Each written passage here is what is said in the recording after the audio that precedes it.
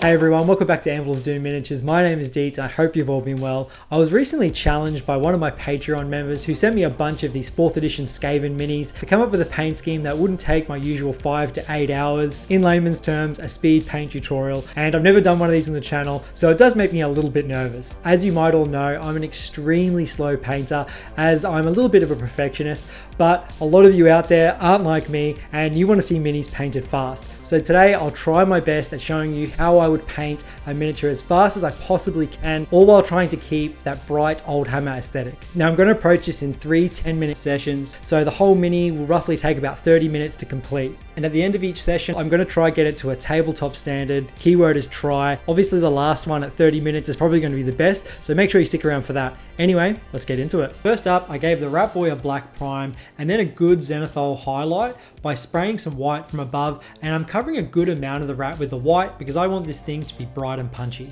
I'm not counting this step in the time frame as obviously everyone's walk from their garage to their desk is going to be different. All the paints I'm using are listed here, and I'm going to be using some contrast paints today as they are really quick to apply. Not every paint will be down just yet, and I'll be adding some paints to my wet palette later on in my breaks because when I was filming this, I was literally making it up as I went. Now to achieve the speed I'm after, I'm going to obviously have everything laid out in front of me ready to go. I'm going to have different size paintbrushes next to me, one for layering, one for highlighting. I'm going to have 2 pots of water, one for my normal paints and one for my metallics, and obviously I'm going to have some paper towel down as well. So I started the 10-minute timer and lost a precious few seconds getting the camera into focus, and off I went. I want to paint as fast as I possibly can and cover as much ground as I can in the first few minutes, so I'm slapping down contrast paints to my larger areas of the mini. I start painting wildwood all over the fur, trying to be careful not to be too messy. Next up, I'm using some bile red on the clothing, and this is an extremely punchy red and is the first step in getting that old hammer vibrance I'm after. One thing that I didn't realize when I was painting this fast is that taking time to plan out which color goes where is pretty important.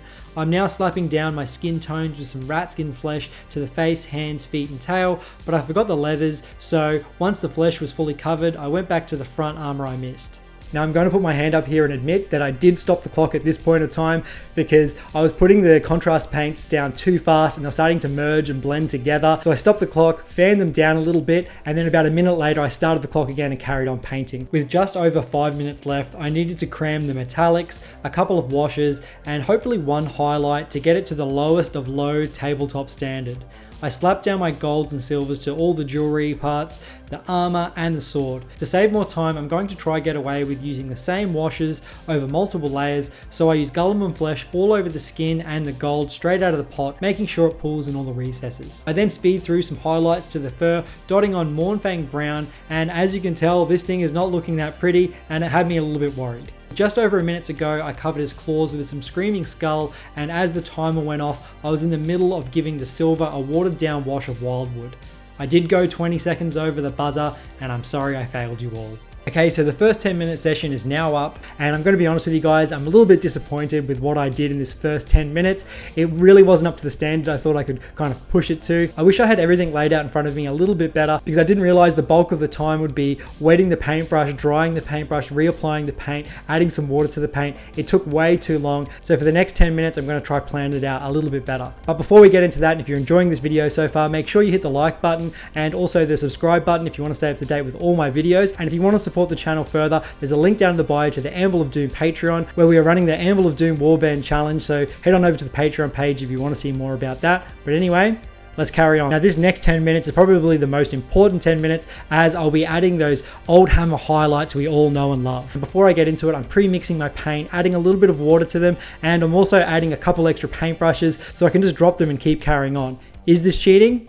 Well, maybe, but I make the rules around here. I'm starting off with my red highlights over my bile red wash because my zenithal wasn't the best. A slap chop method may have worked a bit better for this, but it's too late now and the timer is running. When I'm applying this highlight, I'm running a thick line of Wild Rider red to all of the folds on the clothing as fast as I can, and then I'm moving on to that pre-mixed Wild Rider red and orange flare to cover less, and then I hit it with that final skinny highlight of orange flare to finish. Usually I would take my time with these, but as this is a speed paint, I'm not too concerned about the placement as long as it's going to be readable from a distance. Next up is the skin tones, which to be honest was the worst part of that first 10-minute speed paint job. So I'm going back over the lot with pure rat skin, and then I'm going to hit it with a highlight of flayed one flesh, which was a bit too watered down, but I did have some on the edge of the palette that was a little bit better. I'm hitting all the areas like the nose, lips, ears, knuckles, the feet knuckles, and the tail with this.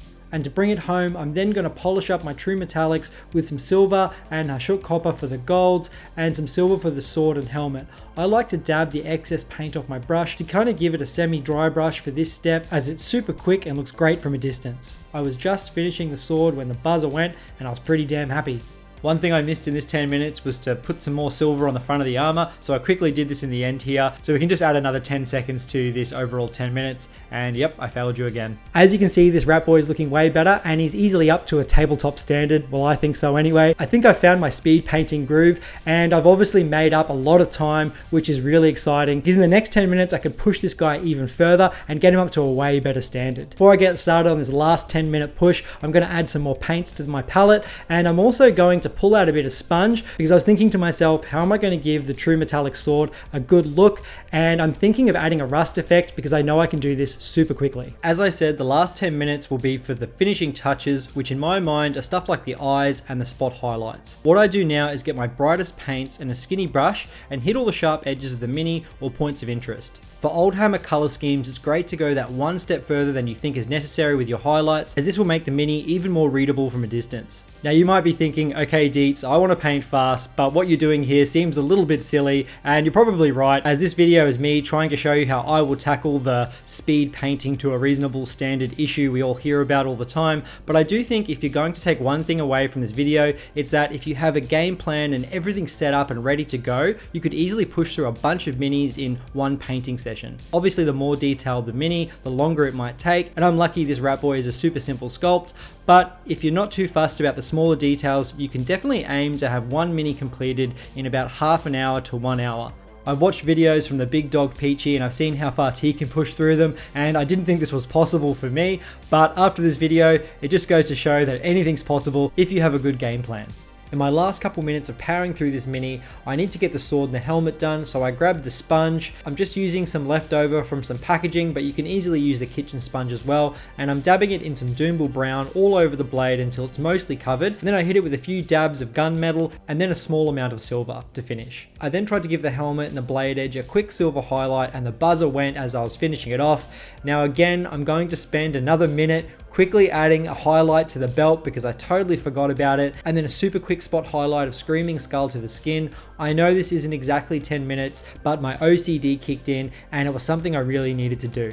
And here it is, my 30-minute Skaven Rat Boy speed paint, and I'm pretty damn happy with it. Now you could imagine if you're painting more than just one, you'd kind of get in your groove and probably paint them even faster than this. And painting 10 of these minis to this standard would be pretty good, I think. Obviously, you could take what I've done here and apply this to Beastmen as well, because they have a lot of similarities. And if you didn't want to paint the clothing red like I have here, I'll put a blue, green, and yellow recipe right here for you guys, so make sure you screenshot that. And you can obviously swap each paint out and follow the same steps I have and get a different color going. So if you were to ask me what I would do with 10 more minutes, I'd probably do the rust effect on the helmet as well, and I'd clean up little bits and pieces, but in 30 minutes this is still pretty good. I have a huge pile of these rat boys that were sent to me, which I'm very thankful for, and I've got a really exciting project that I'm going to do in a future video, so make sure you keep your eyes peeled for that one. Like always, I want to say a massive thank you to all my Patreons. You guys are a bunch of legends. You keep this channel alive and I really appreciate it. If you want to join the Patreon, the link is in the bio, and I look forward to catching you in the Discord. Anyway guys, I'm out of here. I'll see you all next time.